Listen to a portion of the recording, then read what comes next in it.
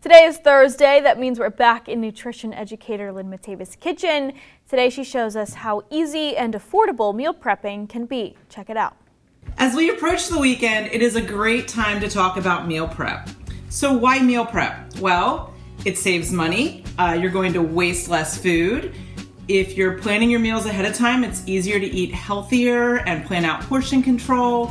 And it's going to create a lot less stress in your life and make things a lot easier because if you have some of the prep work done, it's a lot easier to sail through the week. So the first thing we're going to do is get organized. And we've got our containers here. You can get inexpensive containers just about anywhere, any store that sells kitchen items. And it's just a really good thing to invest in for this purpose because you will save a lot of money in the long run. We got our containers. Before I even go grocery shopping, the first thing I do is clean out my refrigerator, and then I'm going to start planning my meals for the week and making my menus and making a shopping list. And I write that shopping list out 2 times. The first time is just everything I need for my recipes or what we're making that week, and then I rewrite it in the order of the store layout. So you kind of start with the produce, you move to the dairy, you move to the meat section, and then your inner aisles where your grains and things like that are. And that way you have everything in order and it's easier to get in and out of the store and not buy extra things while you're in there. So when planning our menu, the first thing I do is I plan my veggies first. And I tend to think of the whole menu in terms of every single meal, in terms of just every food group. So we want to make sure we have a vegetable and a fruit, or at least half our plate is fruits and veggies and/or veggies. And then we want, some sort of protein. I've got some lean chicken here today, some chicken breasts, and then a starch or a grain. And today I happen to have some quinoa.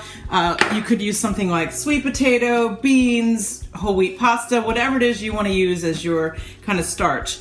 And then all we're going to do is start assembling this. So basically, I know that a half a cup of my quinoa is my serving, so I'm going to measure it out for every single meal.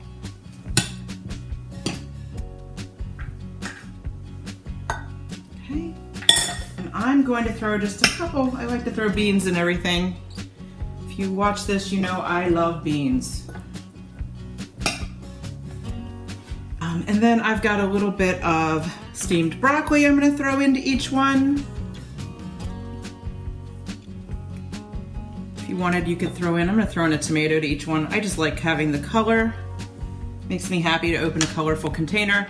And then I've got chicken breast that I grilled, or I actually broiled before we came on here.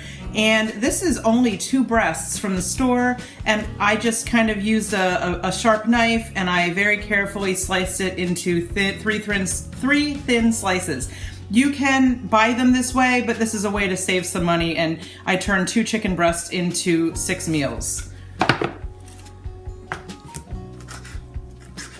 I'm going to go ahead and chop it up into some strips just because it's easier to eat that way.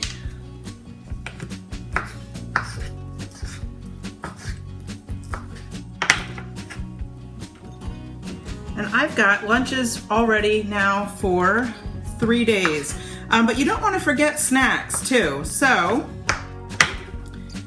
most of us get hungry midday. If you're sending this with kids, they're going to definitely be hungry.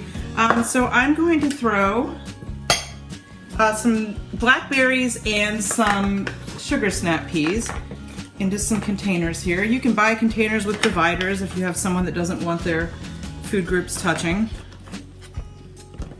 These are kind of both dry things, so I feel like I'll just snack on them as if it was a little fruit and veggie tray during the day. And then you snap on your lids, and that's it. And I've got 3 days worth of meals ready to go to take with me when I leave the house in the morning. If you need some more inspiration, of course you can go to the Eat Smart UMD blog and look up some recipes there. We've got a lot of great recipes that have a lot of fruits and vegetables and other inspiration for healthy meals. One of my favorite things to do is just to go to the library. I feel like the cookbook section is the least utilized section in the library. A lot of the books look brand new and hardly flip through. So go get some books, flip through them. You don't even have to check them out if you don't want to, get some ideas. And then when you get home from the store and you're getting ready to do all of this and you've got everything planned out, basically, I do some of the food prep before I'm putting things away. So can you peel carrots and chop them up? Can you chop up peppers so that they're easy to snack on? Put your foods in containers, or even steam broccoli, chill it, and then put it in a container so it's ready to go, ready to snack on, ready to make into meals. And all week long, while you're making your meals, kind of think of things like, how can I batch cook? So how can I cook chicken that I could use for dinner one night and lunch the next day? Or how can I repurpose my leftovers, which is one of my favorite things to do. Beans or chicken could be used, in our eggs, our salad, our sides, in burritos. And you could turn things into sandwiches or top a salad throughout the week. So I hope these tips provide you with some inspiration and you get planning.